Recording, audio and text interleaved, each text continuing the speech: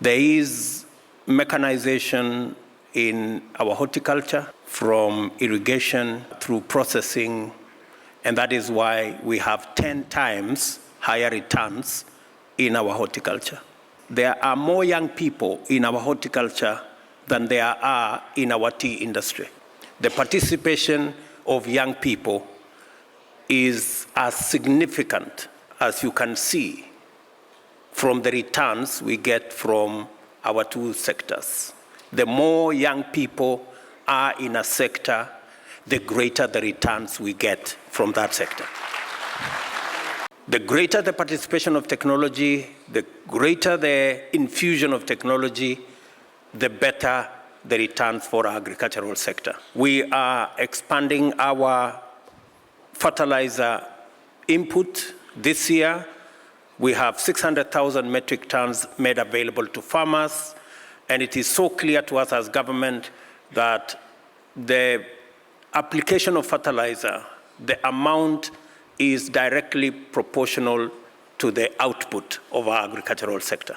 There is no magic, there is no miracle. It's just if you have sufficient fertilizer in the correct quantities, in the correct prescription, you get the outcome. We are increasing our farming under irrigation from 650,000 acres to 3 million acres in the next 5 years.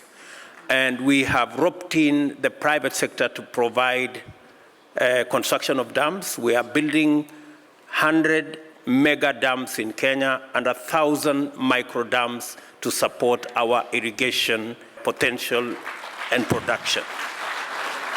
We are increasing our mechanization potential from 40% to 75% in the next 5 years. Again, we have an ecosystem that will bring the private sector into the mechanization of our agriculture.